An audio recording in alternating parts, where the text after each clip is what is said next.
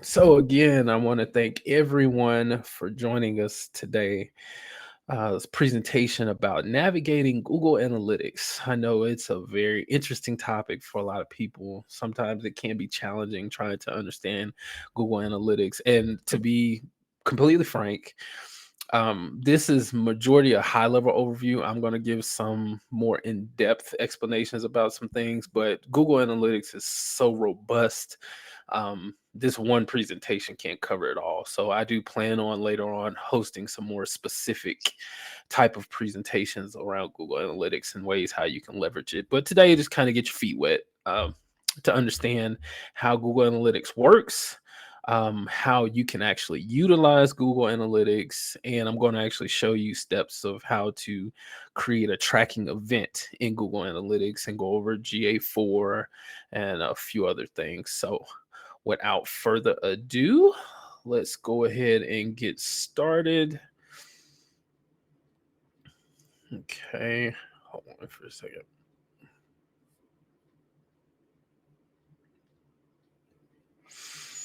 All right, do you see my screen?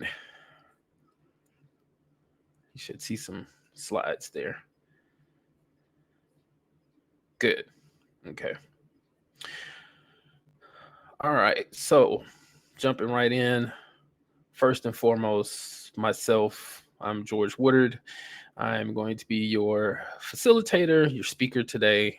I'm going to go over Google Analytics in depth, give you a game plan on how to use Google Analytics to be able to leverage it for your organization, be able to understand it a little more, and hopefully you walk away with some information that is insightful, educational, and kind of helps you out with being able to navigate Google Analytics. So let's jump right in. All right. So, okay. Ooh, hold up.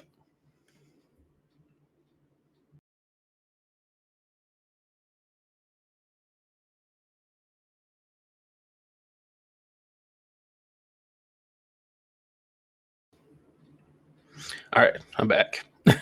We had a little bit of a technical difficulty. Luckily, it's not going to do the same thing this time. We're going to have a seamless presentation. All right, there we go. So, first of all, what is Google Analytics? So, Google Analytics is a free tracking program provided by Google. And basically, any type of data driven tracking that you need to do for usage, visitors, certain type of events that you want to track. Google Analytics is the tool that's kind of universal or global that a lot of organizations, businesses, and everyone in between uses to track any type of data insights. That's on websites, mobile apps, um, marketing campaigns.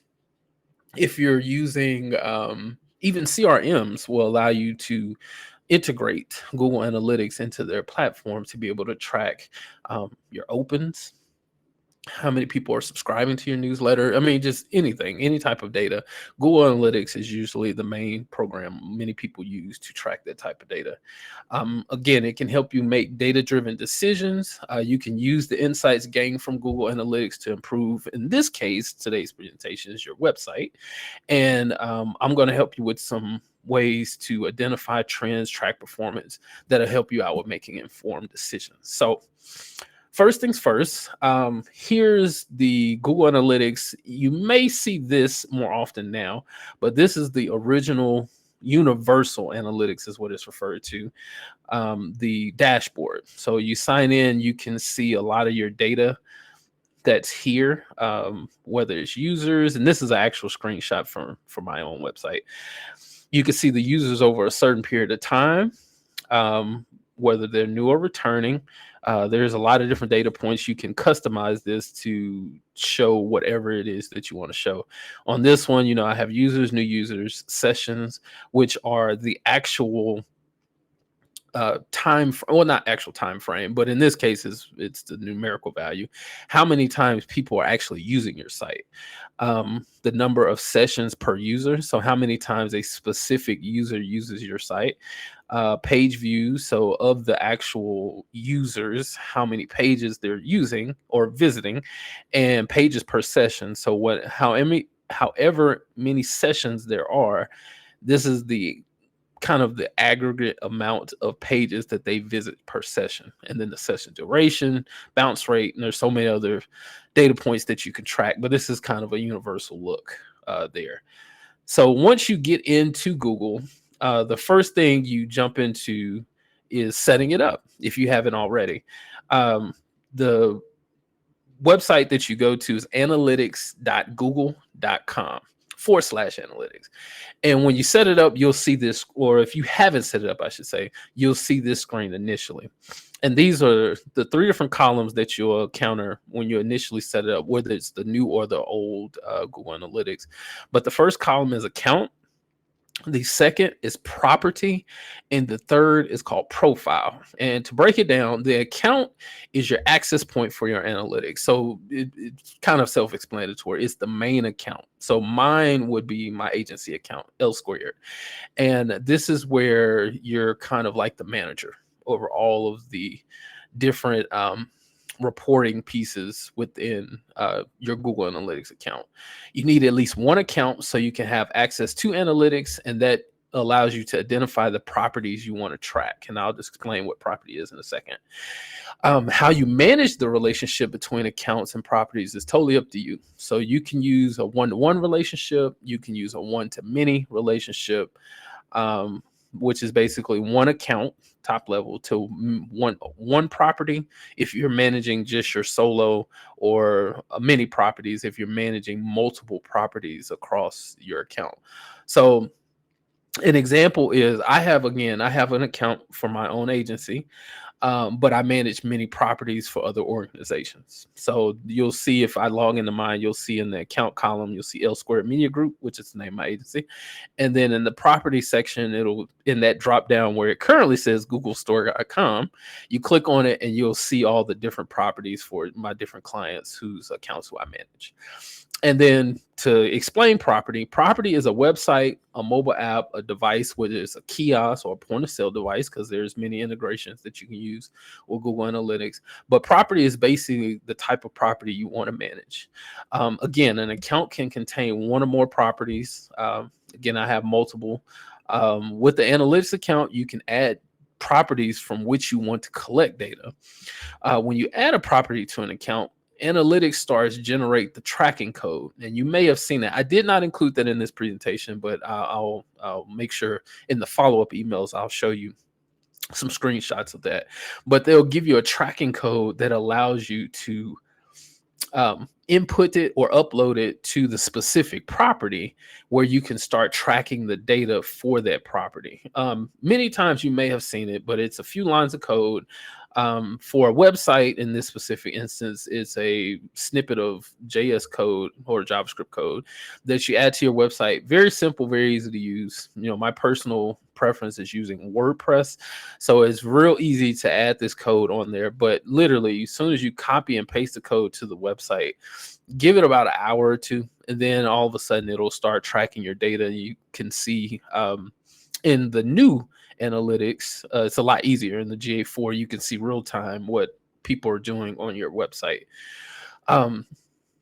The benefit of this, of having multiple properties, let's say, for example, your organization has multiple websites. So, you know, if your organization has your main agency website, and then let's say you're very well known for hosting this huge symposium on child hunger, just as an example, and it's a totally separate website, you can have a separate property specifically for that website. That event website and your organization website can be managed individually, so you can be able to track different types of data that you want to track for each website. You know, for example, on the event website, you can track signups, you know, see how well or how many people are actually signing up for the event. excuse me, the best thing of doing that is being able to do what's called A/B testing. You build a website, you get to a point where it's launched out to the public, and then you want to iterate on what's succeeding for your website, because websites again are not a set it and forget it type thing. So if you are A/B testing, what you're doing is launching the website and then using your data, Google Analytics data, to see how well people are converting from visitor over into event attendee. And then you can see where we like to say where the leaks are in the pipeline, and be able to patch those leaks, make those changes, and then help track the data and see how well that's making it. But that's essentially why you would want multiple properties, is to be able to track different events for different websites in this case. And then the third column is your profile or view. And a view is your access point for your reports. It's basically a divine view of data for a specific property. So you can give access to for users to view reports based on whatever specific data that you have. So to give you an example, you would have an account for your agency or your organization. You'll have a property. So let's say you have your organization's main website property, and then again you have your symposium or event property, and then the profile. Then you would have multiple profiles, which you can do that too. Let's say you have a profile. Okay, going back to your main organization website, you have your organization property, website property, and then the view or the profile. You can have one to track just the users, visitors, and where people are coming from, whether it's social media, email, etc. And then you can have a separate data view to be able to see how well your Google ads are performing. Let's say if you have Google ads that sends traffic directly to your organization's website, you can have a separate view for that. You can also have a view, let's say if you have someone on your team, their specific task is to manage social media and Facebook ads, then you can set up a view from them. I mean, there's so many different things, so many ways you can configure it to help you manage your data, to be able to track your data and be able to see how well different parts of your website or whatever campaigns you're trying to manage. You have all the different options to be able to set that up. So I hope that's helpful. But once you're in, then you'll be presented with a dashboard that will show you the data. And that's where we're going to navigate the Google Analytics interface. So I'm going to go over some of the main sections of the actual dashboard. I'm going to actually go over both the Universal, which is the old, and then the GA4, which is the new one, and explain the difference between the two, and just some metrics, KPIs, things that you want to track. So first, here's the original or current Universal Analytics. It looks like previous screenshot. This is what it looks like if you have not converted from Universal Analytics over to GA4, the original analytics data. Very bare bones. It was a little challenging, I will admit, trying to set up the old Universal Analytics dashboards, but they have made amends for the world to be able to update it over to the new GA4. And this is what it currently looks like. So this is an actual screenshot, live screenshot of tracking and usage. You are able to configure each of these sections to show whatever view that you want. And on the left-hand side, and I'm going to go over that too. On the left-hand side, there's different type of reports that you can create, and the first one that's highlighted is users. So it's a user report, and you can be able to configure inside the report itself the each of the widgets. You can tailor that down to be as specific as you need it to be, to cover whatever points of data you need it to cover. And they also, and I didn't include this in the screenshot, they as in Google, in the new GA4, they have what's called insights, and there's a lot of AI, believe it or not, that's involved that will help you create some of these sections on the report. what it will do is scan your data and pull out some interesting correlations of the data. Let's say, for example, you want to see um, the users by audience, the one in the bottom right hand corner, and you want to see, a breakdown of the audiences based on, you know, the newsletter signups you're having. And then the insights might pull in additional data point to correlate with where the traffic is actually coming from. So you can see the users by audience by traffic. That's another insight they might add to it. And there's so many, it's so widespread and in depth about it. There's a lot to cover, but it can help you with tailoring down certain data points. So if you're having members of your team that are looking for specific types of data, you're able to go in and customize that under the new GA4 a lot easier. So the new analytics, which is the new GA4, it's a new kind of property and is designed around the future. What it's allowing you to do is collect both website and app data to understand your journey of your audience a lot better. There's a lot more event-based data points instead of what's called session-based data. So what's the difference there is event-based data is literally events, what people are doing on the site. Newsletter signups, that's an event. If someone is utilizing your contact forms, if they're actually filling it out, submitting, and going to the thank you page, that's an event. Versus the session based data, which is literally, someone leaving Facebook, coming to your website, and how long they're there. You know, if you're being honest, you can actually go to your website, open it up, and then walk away from your computer. That can skew your data because it can tell you that, oh man, you have 9,000 people coming to your website and they're staying for 20 minutes on your website, but you're not getting any conversions. So you see how that can sometimes be harmful to your data. So if you're switching over to event-based data, the same exact usage, you have 9,000 people coming to your website, they're spending 10 to 20 minutes per session on the website, but then you're not getting, or you're getting very minimal amount of conversions, then that tells you, okay, something is either missing or broken. You need to do some type of user experience research. And there's a few other tools. And at the end of this, I'll send you a recording of the presentation, the slides, and then I'll give you a Google sheet of a lot of tools that you can include to help you out with your Google Analytics. So I like to provide that. But you could do your user experience research, and one of the tools that's best to help you with that is Hotjar. They have what's called heat mapping, and they will tell you on a graphical interface based on a screenshot of a page or your website where people are clicking and how often. So that can help determine on the event-based data, okay, maybe people are not able to use certain fields on your forms. So then that will tell you, okay, we need to fix that, because then, people are able to sign up, and then you make that change and your conversions go up. So that's what GA4 has improved there. Another is, which is a big hot button issue, is privacy.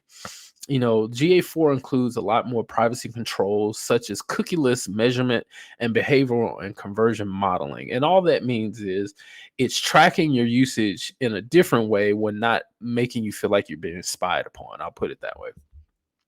And then there's direct integrations to the platform to help drive actions to your website. So the changes with GA4, they're also upgrading a lot of the integrations for a lot of third-party systems. And it's making it a lot easier and a lot better for the experience of tracking data and transferring data amongst the different platforms. And one of the most major points of GA4 is that the old universal analytics is going to be retired this year. I don't know if you made aware of that, but that's a date that's coming up this summer, July 1st to be exact. So on July 1st of this year, the standard or the old school universal analytics will no longer process data. So basically, on July 1st, if you are still using the old universal analytics from July or June, I forgot my months that quick, from the end of June prior, all of that data will have been processed. And then on July 1st going forward, your data will not be tracked anymore using the old system. You'll be able to see your reports. You'll be able to see all the what is called historical data, but you can't track any more usage or data on your website using the old system. But what you should do is transfer over to GA4 or Google Analytics 4 properties to start tracking your usage by that time. And the process is not automated. There has been some talks with Google trying to create like a migration process going from the old to the new. It's not completely set in stone, but I do encourage people to start doing it now. The reason why I say that now is because you don't want to get to that date and then you start realizing there are some pieces missing from the old that you need to transfer to the new, and it's not tracking it how you want to be, you want it to go, and then having problems with being able to configure and set up and all that jazz. So the earlier the better. Make sure you get your Google Analytics set up to the new platform so you can start tracking your data onto the new one. Now, on to the next, it's performance tracking. So the benefit of using Google Analytics is tracking the performance of your website. You want to see how well people are engaging to your website. And I say this all the time, but the devil is in the data. Your data will tell you the story you need to know. Whether your goal is newsletter signups, it'll tell you how many people come to the site. And if you're tracking events, and I'll show you something about that. If you're tracking events, it will tell you, how many people versus how many people are coming to the site versus how many people are actually setting up, which will help you determine your conversion rate, which is a previous presentation I've given. If you're tracking that data, that'll help you increase and improve on your marketing campaign. Same thing for your paid ads. If you're running a Google or Facebook ad campaign, performance tracking is vital because, again, you're spending money on paid ads. And if they're not producing the results that you need, then you're literally just throwing money out the door. But if you decide to want to do paid ads for Google, Google actually has a Google paid ad grant. I want to throw this in there. So, excuse me, currently Google offers $10,000 per month to charitable organizations. And this is a global program. It's not just specific to the US, it's globally. But you have to be eligible to apply. And I'll put that in the excuse me, I'll put that in the notes for the information I send out after the presentation. But you can apply for a paid ad grant. They provide $10,000 per month, and then you can set up paid ad marketing campaigns to funnel traffic directly to your website. That's one way to help you out. But if you're not using any data to figure out how well you're spending this, then it's a waste pretty much. So using Google Analytics to track your performance is the best way to do this. And there's many metrics that you can track, but for the effectiveness of this presentation, we're going to focus on conversions. So first, you want to start tracking conversions. You have to create what's called events. Event simply means an action happened. So again, signups, click to call, people are calling your organization, or if there's like a lead magnet or some specific research paper or anything like that they have to take action to do, that's an event. And you want to start tracking those to help you out to understand your conversions. Now, what you're seeing is how to record a conversion whenever someone visits or views a confirmation page on your website. So to show you how, in Google Analytics, in the bottom left-hand corner, there's a link that says admin. When you click on it, you'll be presented the three columns, like I showed you earlier, for account, property, and view. And in the property column, there's an option that says events, which is highlighted in red on the screenshot. When you click on it, then if you have existing ones, these are existing ones. But if you don't, you can click create event. And FYI, if you don't see the create event button, then you don't have permission to create events, because Google Analytics does have user role permissions of what you can and cannot do based on what you assign to the different users. So if you don't see that, you don't have permission. So reach out to the person who has admin or owner access to the Google Analytics account. But anyway, assuming that you do, you click on create events, and then you're presented with this screen. So the custom event name field, you want to, which is the first field, you'll enter a name for the actual event itself. What this does is help you identify the type of event or you're recording. So in this case, it's generate lead. So we'll assume that you have a symposium coming up, or some type of cultural event, whatever it may be, and you want to track the leads or people who are actually signing up and registering for this event. So you want to configure this event tracking, generate lead, and then you want to create your matching conditions. So in the first one, you have event name equals page view, and that's just the value that you assign the event name or the event that occurs.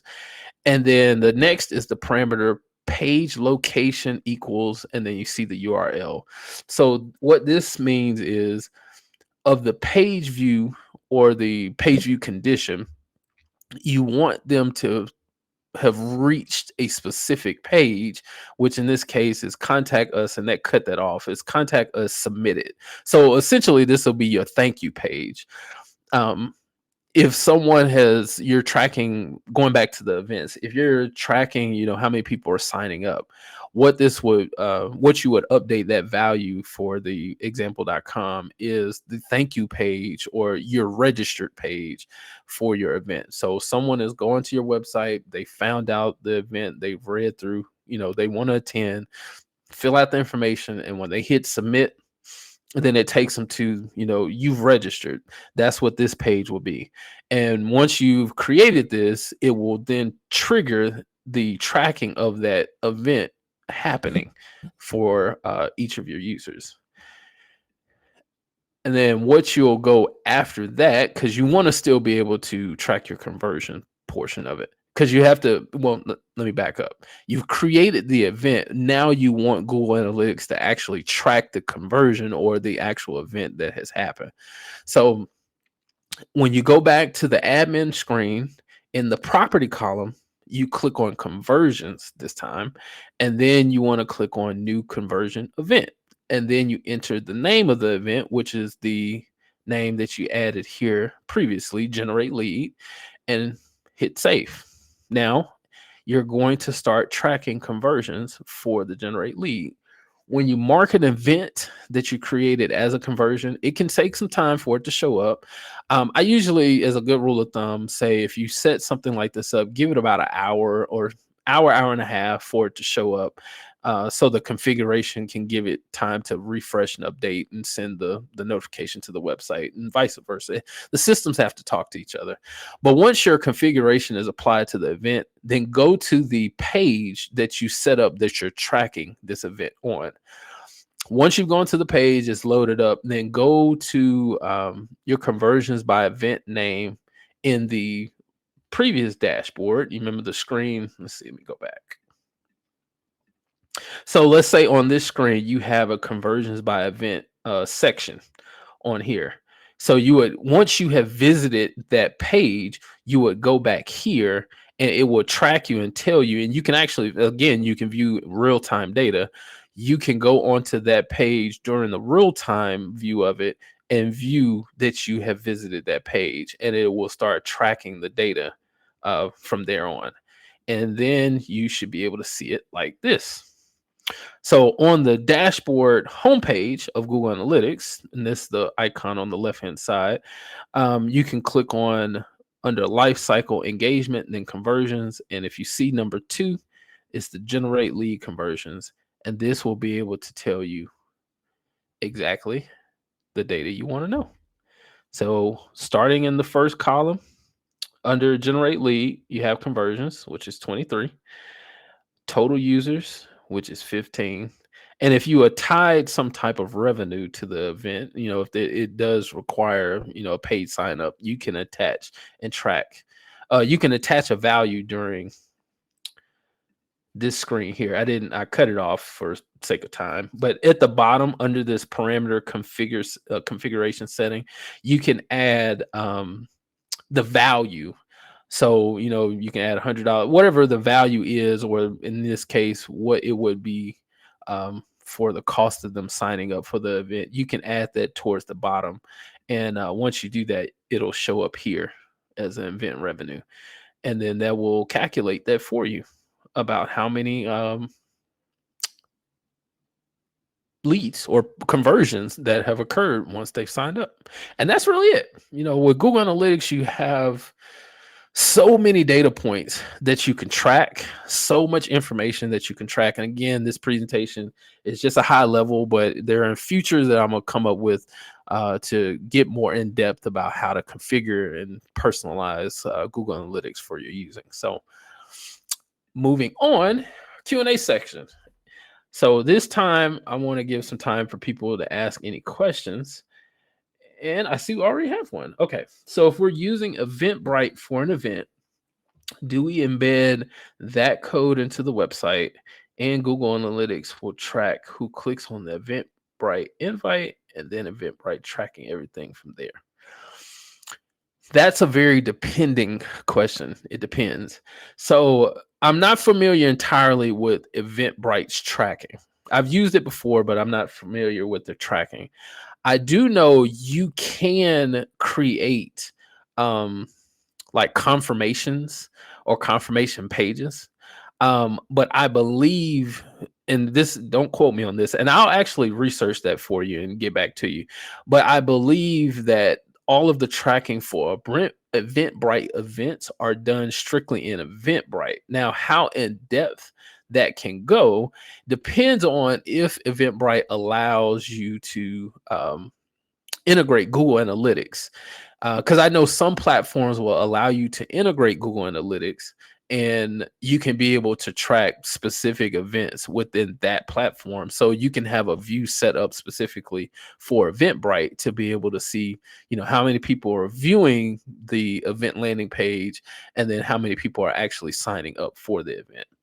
But again, I'm going to research that for you, and I'll find the answer and get back with you on that. And I'll share that out. I'll send out new follow-up emails after the presentation. So I'll find that answer, and I'll make sure I get that out to you. No problem. No problem. Always glad to ask. Great question, though. Great question. Any other questions that we have? I know there's a lot to cover, and there's, so much that you can think about. But again, I'm going to follow up and have some more presentations around Google Analytics. But if you have any questions, let's drop them in the chat. No matter what kind of question it is, doesn't matter.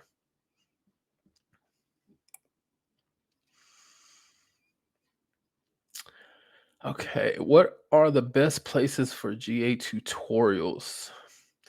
I'm a magna cum laude of YouTube University. YouTube is a great resource. I use it extensively. Google themselves, and I'll put that's actually in one of my follow-up emails. Google themselves has awesome documentation. And some of that information I actually was reading through, preparing for this presentation to add on to the experience that I have to make sure I was up to date. But I'll provide that link in the follow-up email that has a lot of step-by-step tutorials. There is and I'm trying to think the name of it, and I'll put this in there, but there is a YouTube channel that has a lot of Google resources. I know recently I did one of their Search Console trainings, so I'll make sure I'll add that in there. But there are quite a bit out there, and I'll make sure I'll add that in. Daniela, we haven't been able to get the bounce rate of our website on GA4. Is it not available at all? I believe it is. Yes, it is. Actually, yes, it is. Because that screenshot. That's the old one. Sorry. Yeah, because this is. I'm sorry. No, it's not on this one. Yes, it is in there. I'll say that it is in there because I was able to set that up a while back for my own site. So that's interesting. It's interesting you're not able to find it. At the end, There's a contact us link where you can book call if you want to, and we can sit down and try to see what's going on about that. So, Audrey, if I haven't yet set up events for a property, why would I see an event count when viewing the homepage of my GA4 property? So there are, with some of the default configuration of analytics, they provide like baseline data based on best, not best practices, commonly used tracking. So you may see some events or event tracking in your Google Analytics that you might not have set up, that's there, but that's just one of those baseline or the default configurations that were automatically included in your GA4. Because I get that. I go through that a lot when I'm setting up for clients. They're like, we never set that up. I was like, yeah, Google kind of throws that in because when you're going through the setup steps of configuring, the property and the view, and you're choosing certain options, which for the effectiveness of this presentation, we're talking about websites. So when you click the option you're setting up for a website, they will include some commonly used metrics that most people use based on their research. They will add that in there automatically. So that's not uncommon. I mean, that's nothing to be alarmed about, but that's not uncommon. Excuse me. Bob says, can multiple persons within an org use GA analytics independent of each other? Yes, you can. So back to what I was talking about with the account, property, and view. So the account is your organization, the property, which in this case will be the website. Then the view portion is what you want to answer your question. The view portion is what you would want to set up. You can set up multiple views and name them whatever you want to, for specific people. Just for an example, if someone on your team is, their dedicated task is SEO only, you know, any keyword tracking, you know, Google Search Console errors. If SEO is their only job, you can set up a view to track those type of metrics. And then if you have someone who is dedicated to specifically paid ad campaigns, Bing, Google, Facebook, LinkedIn, whatever, you can set up a view for them to track, where the traffic is coming from, the source or referral. If you've seen that before, you can set up a view specifically for them. So yes, Bob, under that view column is where to answer your question, is where people would set up the different Google Analytics view based on what they would need and the data that they need. And you can configure the data for their view to see specifically what they need to see. So yes, you can. All right, Brianna, are parameters and values preset, and is there a list somewhere of what they are, what they do, and do we have to create those manually? Yes. So the parameters and views are created by you. They're manually created. So, well, if you're not into programming and stuff, I have a computer science background. There are nomenclatures or ways that you can name things to make it easier to remember or understand what they are. And that's what that was on the previous screen. I'll go back to it. Is you created these on your own. These are custom made. They don't provide any specific ones or any pre-made or preset kind. You create these on your own to be able to understand and track your own events. So no, they don't provide it. You would do that manually. And what I suggest is just something as simple as this right here. You don't want to, and and I cannot remember if there's a certain character limit. I'll look that up too. But you don't want to make them too long, because then it'll be hard to read on the reports. But name them, be specific and concise enough to name these so you'll know exactly what you're looking at. Even in this particular section, the actual event itself and the different parameters, those are stuff that you create yourself. That's nothing that Google provides at all. And I hope that helps. Yes. Is it okay? Danielle is asking, is it okay to link a Google Ads account to both UA and GA4? Yes. Reason being, you have the waterfall approach. So right now, UA or Universal Analytics is still running. So you still want to track and monitor your traffic and analytics through Universal Analytics, but at the same time, you're making your transition over to GA4. So just kind of give you a timeline of what that would look like. Right now, today's April 5th. July 1st is coming up, and it's coming up fast. Time seems like it's on its own schedule. So between now and July 1st, a good plan of action is to set up GA4, get it established, start configuring it how you need to have it done for whomever you need to do, whether it's just yourself or multiple team members. Bob, what I was saying with the different views, setting up GA4 to track, to view, to look how you want it to look, and allow it to be configured so when you're ready, whether it's before that deadline or at that specific deadline, then you can convert or just completely stop using the old analytics program and start using GA4. And you can add both tracking scripts to the website at the same time. So you can have the universal, the old one, and the GA4, the new one, added on the website at the same exact time, and it will track them simultaneously. Benefit of that is making sure that things are being tracked. You're starting to generate enough data. That's why I say get it started early as possible. So you start generating enough data. So when it's time for you to make that transition, you have recorded enough data up until that point to be able to make a seamless transition over to the new platform. And you're not kind of guessing, so to speak. So yes, it's okay to link the Google ads to those two platforms. Yes, it is.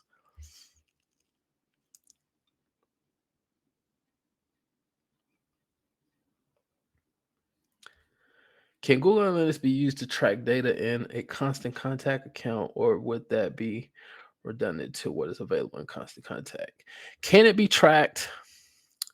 I'm going to say yes. I'm about 80% sure because constant contact, actually, I can look that up right now. Constant contact is a very popular email platform, and you may be able to do that within constant contact, and it's being slow to come up. I'll check that out. I'll look that up, Bob, to let you know.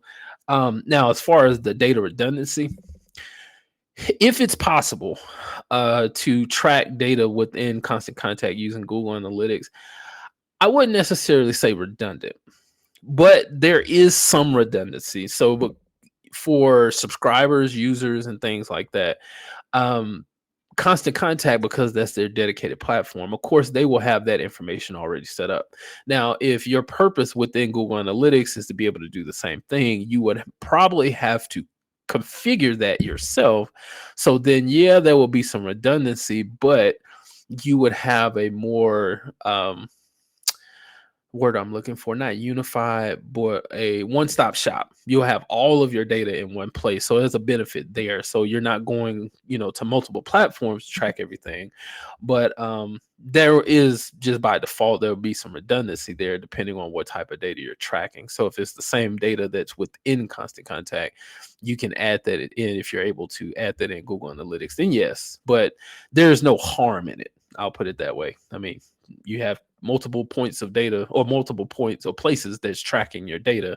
So, just in case maybe on a random Tuesday, Google Analytics is not working, you still can get to at least some of your analytics within constant contact for what you're looking for. So, but I'll look that up. I'll check and see if that's possible. All right. No problem, Daniela. Any other questions? These are great questions. You guys have some great questions. No problem, Audrey. Audrey, we always have great conversation. Any other questions?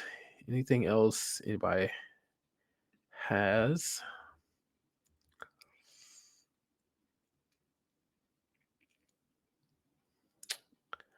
All right. I think that's it. Okay. I think we're good. As always, we make good timing. I appreciate you guys for coming, you guys and gals for stopping by with me once again on this glorious day. I hope what I provided was very valuable. I hope you was informative. Again, Google Analytics is such a behemoth of a platform, so it can't all be covered in just this short amount of time. But I do plan on following up, doing some later presentations on some more in-depth topics within Google Analytics. Again, I'll follow up with you guys with the questions that you had, which were awesome questions. And if you have any other questions might think of later, or we just didn't get to in this conversation, there's a link to my website there, L squared ELSQRD.com/contact us. You can book some time on there. Sit down and chat, answer any questions you may have, even if it's not Google Analytics related. CRM. I'm a WordPress developer, so WordPress websites are my jam. So if you have any questions about that or anything, feel free to reach out. I'm an open book of information. I love to help. But again, I thank you for joining me today. This presentation is recorded, so you will get a copy of it, and I'll send over the presentation slides with additional notes and the answer to all of these questions from earlier. And I hope you have a great day. I hope it's productive, and I hope you enjoy. Take care. Bye.